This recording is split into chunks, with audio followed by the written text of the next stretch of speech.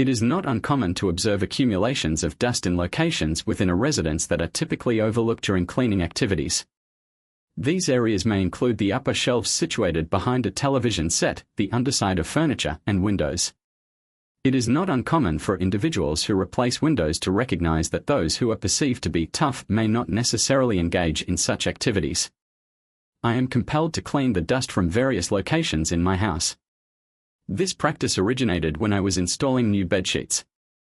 I do not boast about this activity, but I am not opposed to performing it. I have found that fresh bedsheets provide a relaxing experience. During the installation of the bedsheets, I inadvertently knocked down one of my wife's ceramic angels from the shelf. Fortunately, the object fell onto the mattress, which was positioned on the bed with the individual wearing socks. Upon observing that the shelf was particularly dusty due to the absence of other individuals, a washcloth was selected and utilized for cleaning. Prior to commencing the process, it was noted that one area of the shelf appeared to be free of dust, suggesting that it had been recently touched. It was evident that my wife was the culprit, as she would not clean just one part of the shelf and probably could not reach the sides even if she stood on the bed.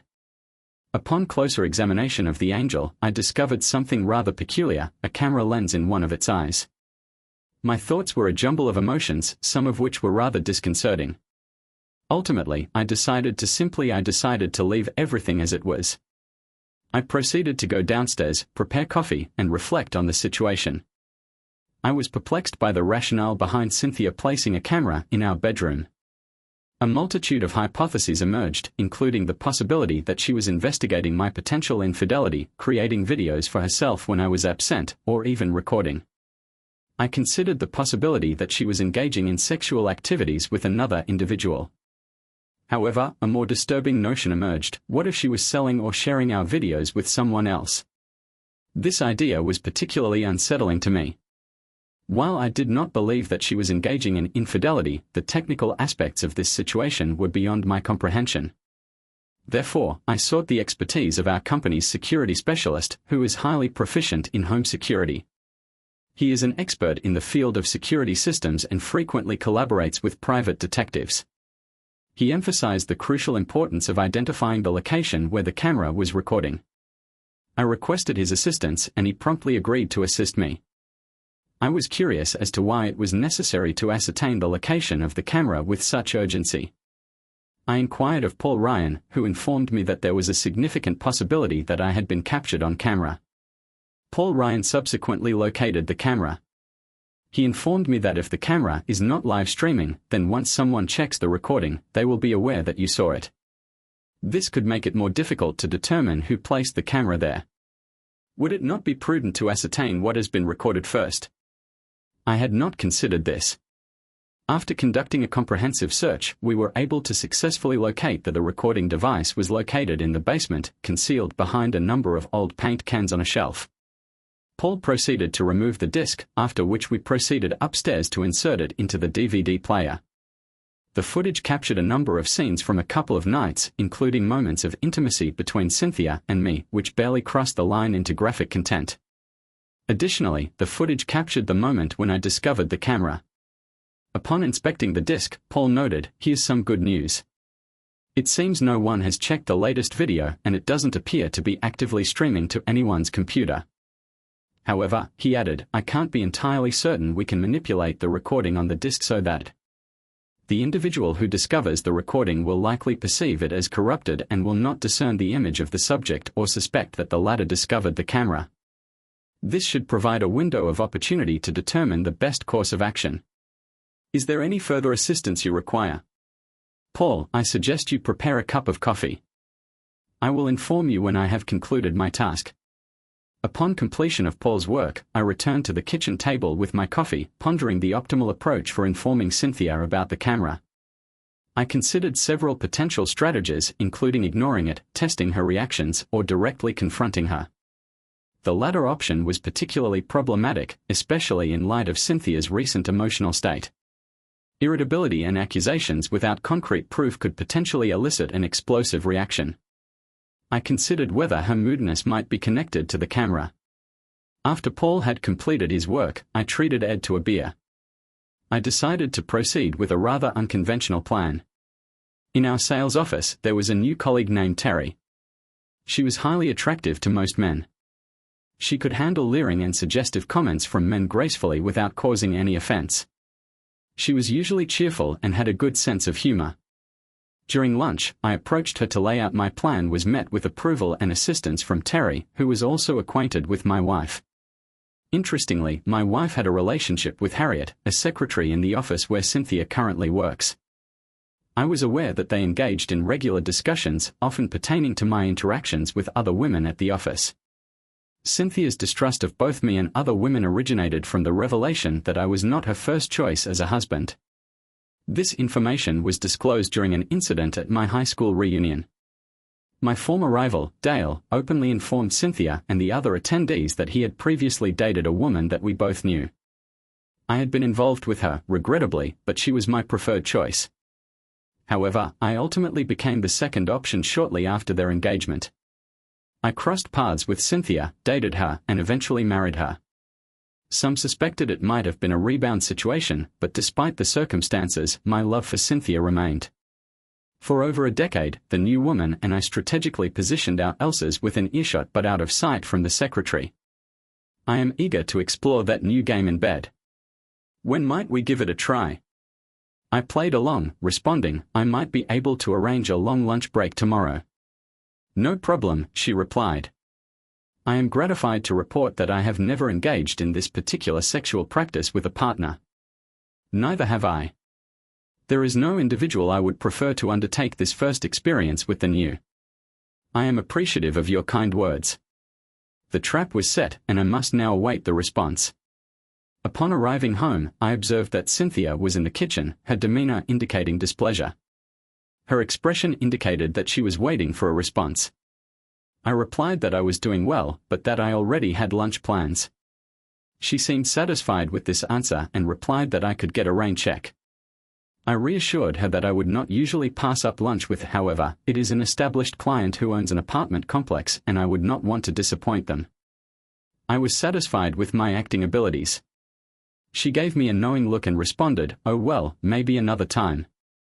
For the remainder of the evening, we maintained our distance, both physically and emotionally. I read a sports magazine and watched television while she did laundry and worked on crossword puzzles. Both Terry and I went to bed at our usual time without initiating any physical contact. The following day, Terry and I left in a discreet manner, informing Harriet of our departure before heading to my house. We proceeded directly to my bedroom and positioned ourselves. We positioned ourselves directly within the camera's view. I inquired as to whether she was prepared for an enjoyable experience. Terry responded affirmatively. I then posed the question of who would commence the activity. I proceeded to produce a deck of Uno cards and dealt 7 to each of us. We then engaged in a game of Uno in bed. After several rounds, we determined that it was time to return to the office. As we passed by the secretary once more, he quipped, "That is the most enjoyable experience I have had in a bed in quite some time." Terry added, once we were out of earshot, expressing her eagerness to hear about my conversation with my wife later that night.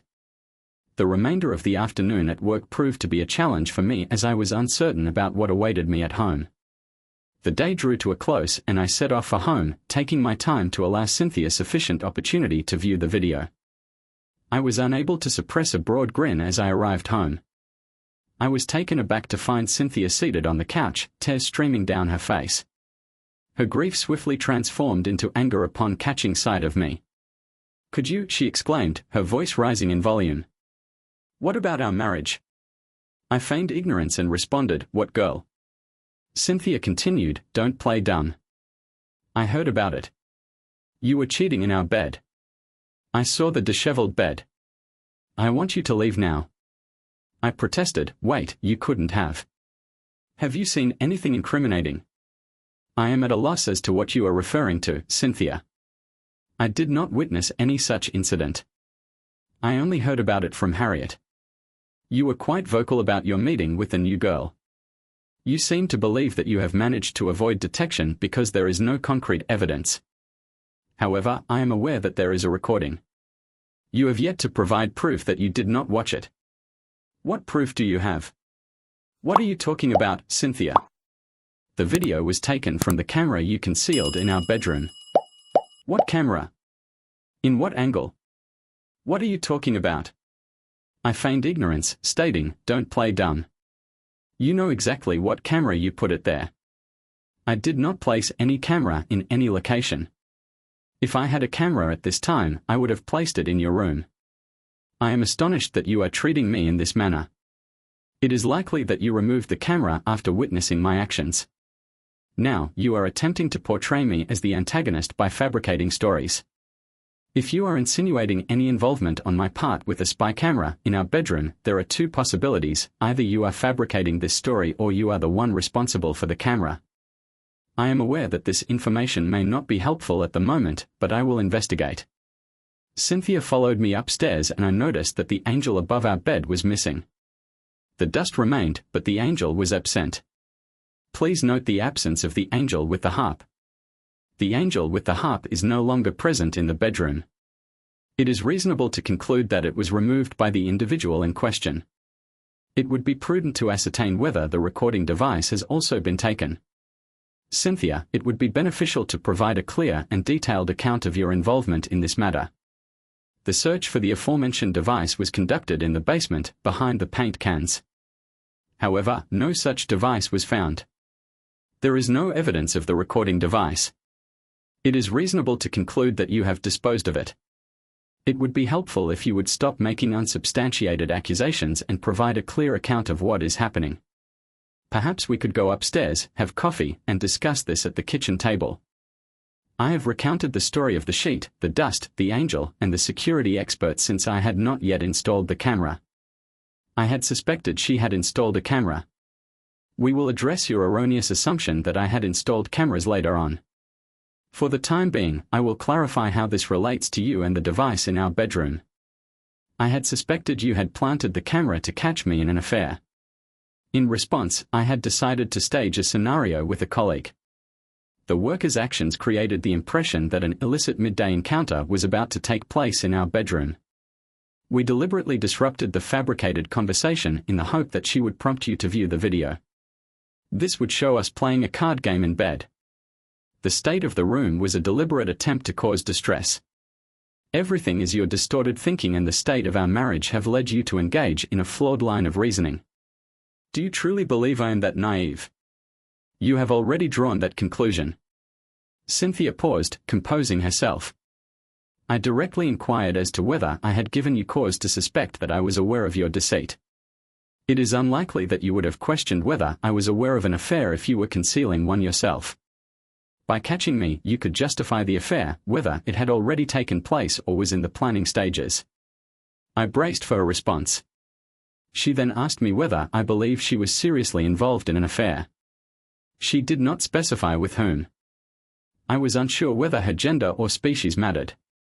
Does grammar have any bearing on this situation? It appears that you are attempting to deflect attention from the fact that you suspect me of infidelity. I swear that no one else has shared my bed since we got married.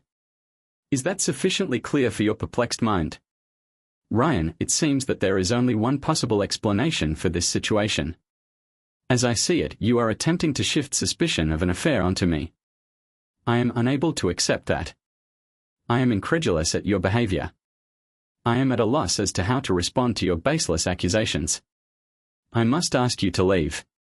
I am unable to tolerate your presence while you make these unfounded claims. If you are prepared to apologize and ask for forgiveness, I will consider speaking with you in a few days. I retreated, feeling a sense of shame and immense confusion. I made my way to a nearby. I proceeded to a motel without taking any belongings from my residence. I visited Walmart for essential items and also stopped by the liquor store to purchase my favorite bourbon. The following morning, I called in sick to work after resting and taking medication for a headache. I examined my tablet only to discover that Cynthia had already withdrawn half of our money from our accounts. Furthermore, our joint credit card was also cancelled. My phone remained silent as I had turned it off. I was not interested in communicating with anyone except the mad scientist with a time machine.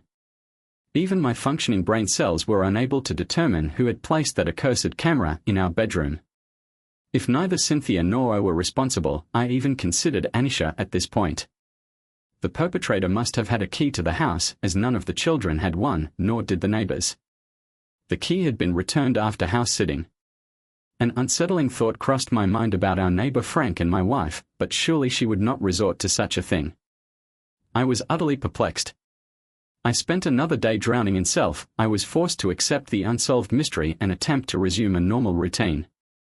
I returned to work, but my unfortunate series of events did not conclude there. At work, I was unexpectedly approached by a man who demanded to see me despite my unpreparedness and overwhelming workload.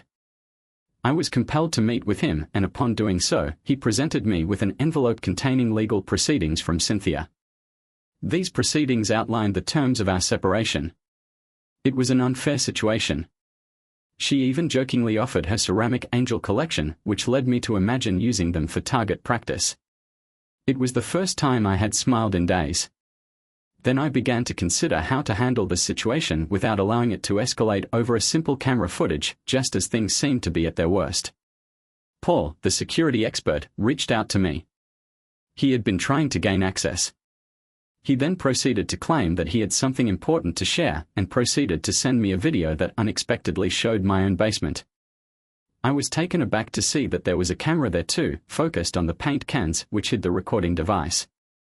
The video revealed more, showing a man on the screen who was carefully placing the camera, ensuring it was well hidden and angled correctly. His actions were deliberate, suggesting he was familiar with the place.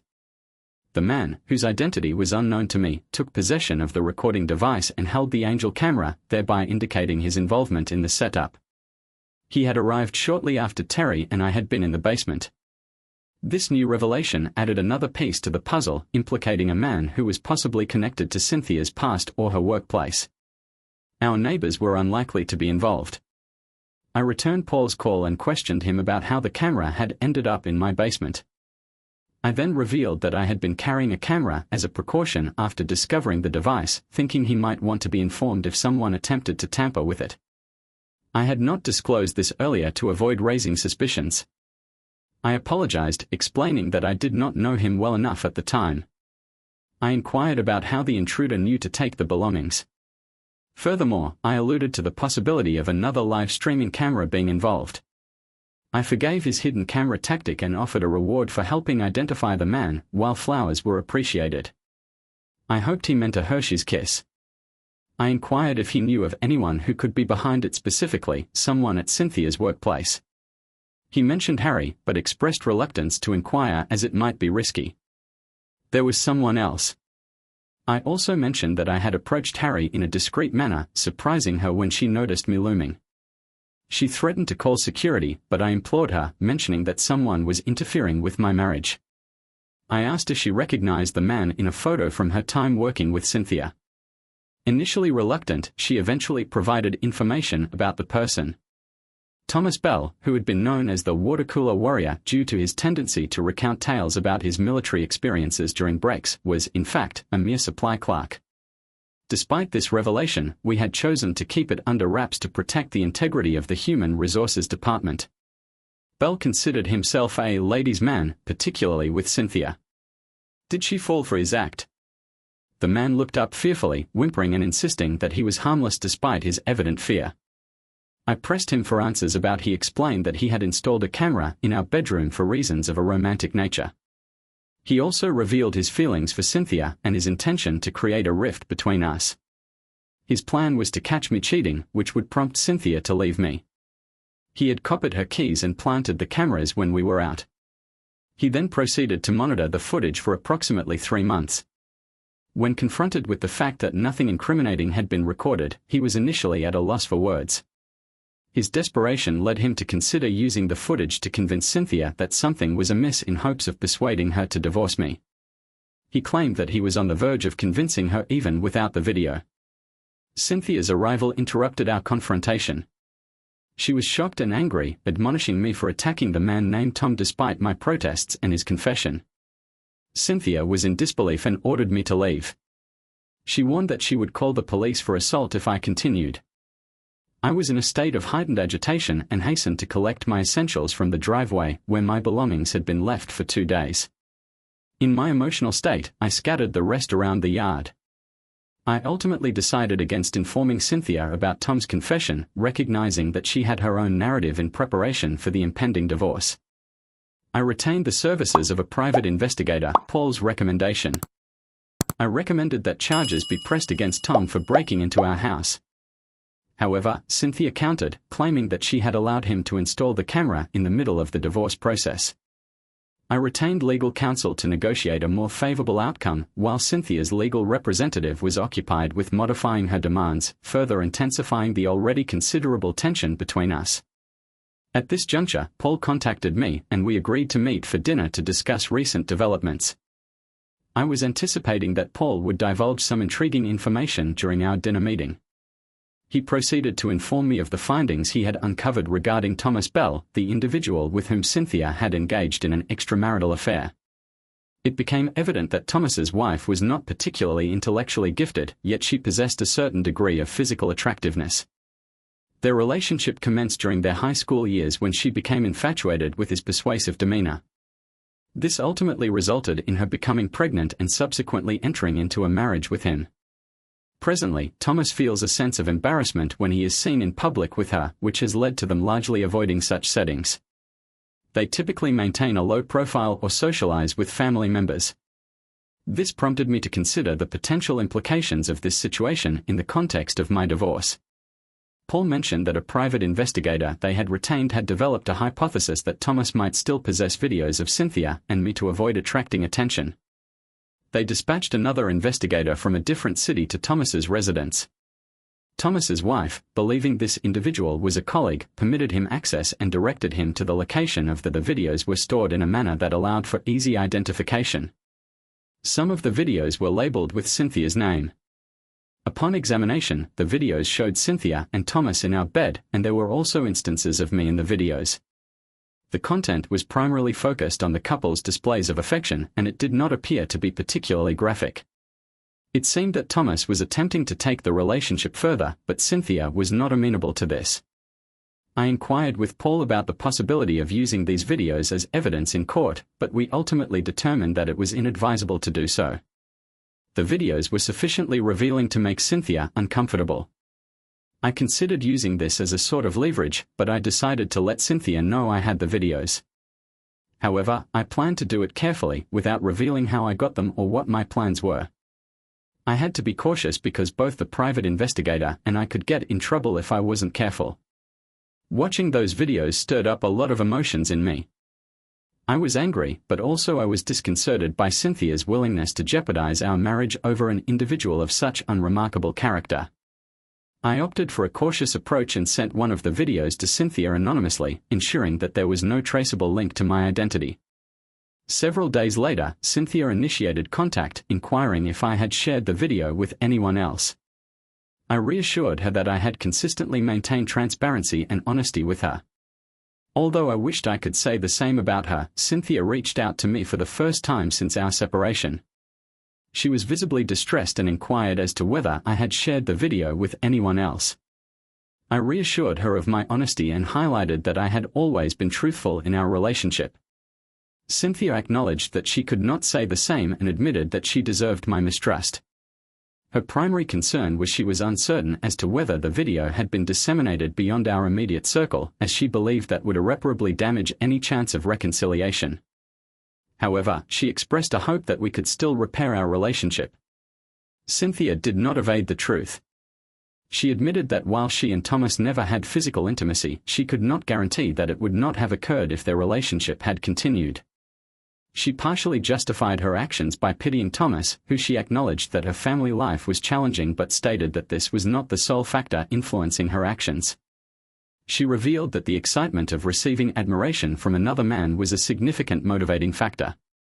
She acknowledged the consistent praise she had received from me over the years but explained that, as her husband, it eventually felt less sincere. Cynthia then reflected on a specific incident at a reunion where a man commented on me not ending up with the woman I originally. She felt belittled by this, as though she was just a consolation prize, and deeply hurt that I did not defend her or affirm my commitment to our marriage. Her silence during this time led her to believe that I might have viewed her in the same diminishing light. She explained that entertaining Thomas was partly an attempt to prove to herself that she was someone's first choice. Cynthia also admitted her harsh reaction. In my view, the earlier conflicts were driven by her own feelings of guilt over her initial actions with Thomas. She filed for divorce as a shock tactic, hoping it would prompt me to take action. However, the emergence of the tapes with Thomas undermined this hope, as she had not anticipated Thomas's level of manipulation. Cynthia expressed that she deserved punishment for her actions and would carry the guilt with her despite she hoped that the love and good times we had shared over a decade could serve as a foundation to rebuild our relationship. She admitted to suppressing her love for me to justify her actions, referencing the Bible and speaking about forgiveness. She asked for a chance to make things right if given a second chance. However, she failed to do so, and as a result, she vowed to leave the marriage with nothing but her clothes and was willing to sign a post-nuptial agreement. She made a plea, invoking the terms of the nuptial agreement, and shed tears as she sought another opportunity to repair our marriage. During our extended conversation, Cynthia appeared to grapple with a complex emotional landscape. She inquired as to whether I was still listening, and I responded in the affirmative, indicating that I was holding back from saying something I might regret. She revealed that she harbored a deep animosity towards Thomas, despite still holding him in high regard. She informed me that he was no longer a part of her life, expressing regret for being flooded by his attention. She disclosed that Thomas had been dismissed from his position after assaulting his wife upon discovering that it was alleged that someone had taken his videos, which he suspected was done on my behalf. His arrest for the assault and battery on his wife led to his dismissal. Cynthia expressed guilt for his wife's suffering and suggested that perhaps both of us had made mistakes. She proposed the idea of starting anew, suggesting that while the past could not be erased, it could be moved on from. We proceeded to discuss the possibility of moving forward together, with the understanding that we would help each other to forgive and forget. I expressed my uncertainty about reconciling her words and actions, particularly those captured in the video with Thomas, with her current statements and behaviors. Cynthia pleaded for belief in her and her unchanged love for me. She explained that she sought validation from Thomas when she felt undervalued and questioned her self-worth. Following the reunion incident, I informed Cynthia that I was unable to make any commitments at that time. I acknowledged my role in not fully comprehending her feelings and in failing to defend her at the reunion. I explained that, following my previous relationship, I had been cautious about the prospect of a new relationship and that it had taken me some time to realize that I had found another remarkable woman in Cynthia. I apologized for not making it clear that marrying Cynthia had always felt like a significant achievement for me. Cynthia stated that the recording had placed her in a challenging position regarding the divorce and that she was not in a strong position to. She inquired as to whether we might consider counseling. She questioned whether there was any love left for her. I acknowledged that despite the heartbreak, I still loved her. However, I needed time to process everything and consider forgiveness. I suggested that counseling might be beneficial, but not immediately. We both agreed to delay the divorce hearing, giving us time to contemplate our next steps as the days turned into months. Cynthia and I continued to navigate the complexities of our strained relationship. She began attending counseling sessions, using her own funds to cover the costs. The financial burden was occasionally a topic of discussion. Cynthia would suggest meeting at our residence, but I often proposed an alternative venue, such as Starbucks. Our meetings were relatively informal, primarily comprising updates on recent developments in our lives. We would occasionally share amusing anecdotes from our past, which often resulted in moments of levity and smiles, providing a brief reprieve from the prevailing tension. Inevitably, the topic of our marriage would arise. Cynthia made it clear that, despite her reluctance to hasten the dissolution of the marriage, a decision was imperative. During her counseling sessions, she was inclined to attempt to repair our marriage. She gained insight into her motivation for betraying me and was confident that she would not repeat the act. As for me, time apart had somewhat softened my stance. I found myself open to the idea of trying to live together again, though I suggested we start with separate bedrooms. I had to admit that a significant factor in my decision was financial. The idea of maintaining two separate households was daunting, especially considering our retirement plans. Cynthia seemed genuinely happy with me. She demonstrated a willingness to give our marriage another chance. She promised to take things slowly and prove that I had made the right choice in giving us another chance. While I was packing up to move back with Cynthia, I received a call that stopped me in my tracks. It was Gina, my first serious girlfriend. She had always held a special place in my heart. She was in town and wanted to meet up. I felt a mix of excitement and nervousness at the thought of seeing her again after all these years. Back in high school, Gina and I had an on and off relationship. She often chose Dale. My popular Gina, my first serious girlfriend, had always held a special place in my heart. Despite her athleticism, she often turned to me, particularly when her relationship with Dale, a popular and attractive individual, was experiencing difficulties. I cherished these moments, holding on to hope after one of their breakups. Gina and I even became closer, but Dale had been her first love, an experience I found difficult to forget. When Dale was drafted into the military, their engagement fell through. Gina sought comfort and possibly more from me, and we began dating. Our relationship quickly became serious. However, I was always concerned about Dale returning. My worst fears were realized just 3 days after Gina and I got engaged when Dale returned and Gina left. After he left me a note of apology and returned the engagement ring I had given her, I have kept that ring hidden ever since. Now, years later, I was sitting in my car outside the hotel where I was about to meet Gina again. I was early, trying not to seem too eager, but my mind was racing with what this meeting could mean. I decided to keep my guard up and listen more than talk. Seeing Gina again brought back a flood of emotions. She had changed over the years, but to me, she was still stunning. We greeted each other, and I couldn't help but notice how we proceeded to have dinner, both of us eager to recount the significant events that had transpired in our lives since our last encounter. It was a rather surreal experience, seeing Gina again after such a considerable period of time. She had undergone notable changes, including a new hairstyle, the appearance of wrinkles, and a slight increase in weight. However, to me, she remained as stunning as ever. She was as stunning as ever as I approached her. My nerves almost got the better of me. We exchanged greetings, and there was an undeniable warmth in her embrace. We shared a brief kiss, a moment that took me back in time. As we sat down, I found myself compelled to compliment her, despite her self-deprecating attitude. She made a joking reference to her appearance, stating that she still appeared as beautiful as ever. This observation indicated that the passage of time and distance had not diminished her appeal. She then initiated a discussion about my linguistic abilities, after which we proceeded to share our respective narratives. Gina commenced the narrative, and her account was poignantly dispiriting. She described her life with Dale following his military service, highlighting the profound impact of his experiences on his personality. She revealed that he had developed problematic drinking habits. Moreover, their intimate life was far from loving. It was distressing to learn how he had become abusive when she suggested he seek help, which ultimately led to physical violence. She remained with him not out of love but more out of a sense of obligation and fear of admitting her mistake to everyone she knew. Her life with Dale was a series of hardships, including his discharge from the military, legal troubles, and enduring various forms of abuse. It was painful to hear how low her self-esteem had sunk during those years.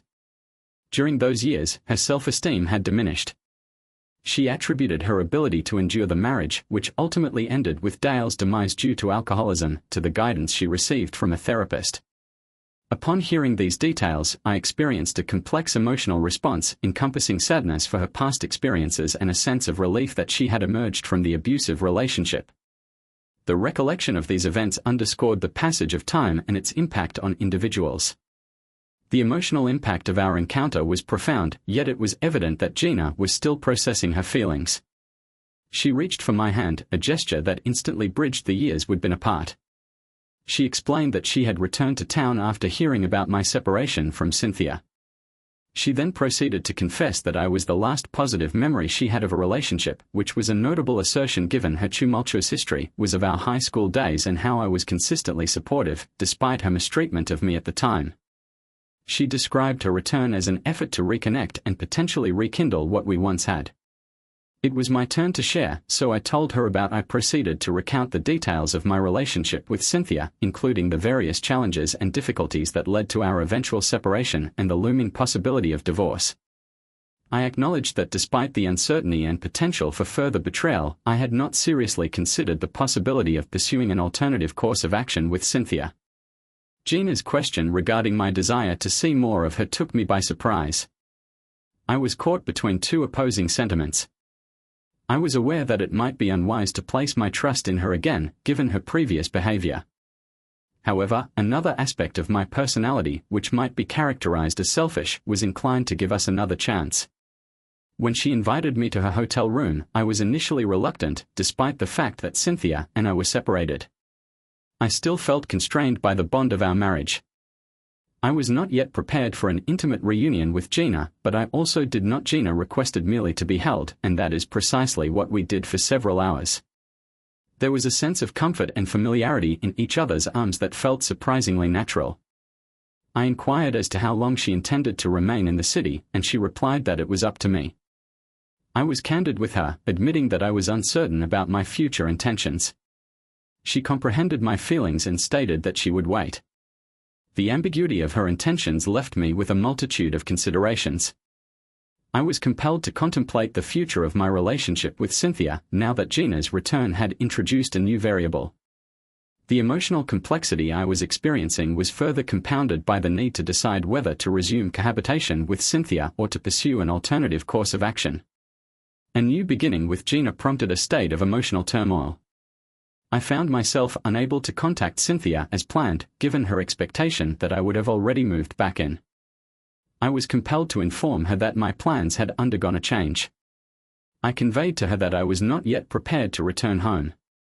Cynthia's response was one of understandable confusion and distress, prompting her to inquire about the existence of additional factors that might influence my decision. I was uncertain as to whether there was something else she needed to do to convince me to return home. I informed her that I was considering a life without her, despite my efforts to believe in her change. The fear of being hurt again by possible infidelity was too much for me to handle. Cynthia assured me of her faithfulness, but her reassurances came too late. I reluctantly revealed that Gina, whom I had previously considered my first love, had returned, and that I was contemplating the possibility of rekindling our relationship. This revelation had a profound impact on Cynthia. She vividly recalled Gina, who had previously left me for Dale. She was incredulous that I was willing to trust Gina again after she had broken off our engagement years ago. Cynthia questioned how I could doubt her. Cynthia proposed that she could satisfy my needs if I returned home, but I was unwavering in my decision. I informed Cynthia that I needed to ascertain the trajectory of my relationship with Gina. I was uncertain about the future, but I was compelled to examine these feelings in the moment of anger. Cynthia then lashed out, stating that she would derive amusement from the prospect of Gina leaving me again. She then proceeded to admit that she was currently seeing someone else, a co-worker, who she claimed was far more adept in the bedroom than I was. As our conversation drew to a close, Cynthia became visibly distressed, expressing that the mere mention of Gina had made her feel as though she had lost me. She believed that she had always been a secondary choice in my affections. The conversation concluded on a painful and emotionally charged note, leaving both parties with unresolved feelings and emotional wounds. I sought the counsel of my lawyer, advocating for a swift and equitable divorce settlement. I was more generous than necessary, particularly regarding the division of the marital residence. Cynthia did not offer significant resistance, which my lawyer interpreted as a potential indication of her acquiescence. One might perceive this as a victory on her part in the divorce proceedings. However, I was not unduly concerned by this. My primary objective was to conclude the divorce within a few months. During this period of separation, I received several dinner invitations and other overtures from women I knew, some of whom were married. However, I was not interested in pursuing any of these opportunities. My attention was focused on Gina was also preoccupied with her own affairs, attempting to establish a more flexible future. We maintained consistent communication, speaking daily and meeting on alternating weekends. During one of our phone conversations, Gina broached the subject of cohabitation. She had nearly completed the process of reorganizing her belongings. I inquired as to whether she had located an apartment. I had not conducted any searches for such a property because I wished for her to take up residence with me in our current accommodation. Gina appeared to be amenable to the proposal, but she did indicate that there was one remaining issue that required resolution. I expressed my curiosity and she suggested that we needed to resolve the discrepancy between our names on the mailbox. This led to a brief discussion. We discussed the issue at length, and I suggested, in a jocular manner, that we could resolve it by getting married and sharing a last name. Gina immediately urged me to propose marriage, and she was visibly moved when I finally did so. I informed her that the ring I had given her years ago and had kept was the same one I was proposing to her with. We decided to find a more contemporary ring with a larger diamond, and Gina accepted my proposal. The proposal reflected on how our past experiences, including her years with Dale, had perhaps cleared the way for us to be together. She pledged her unconditional love to me, a promise that filled me with happiness. However, I playfully added that I had one important condition for our marriage: I get to be the one who dusts the furniture. It was a light moment, but it signified a new chapter for both of us, a chance to build a life together based on our past experiences and present love.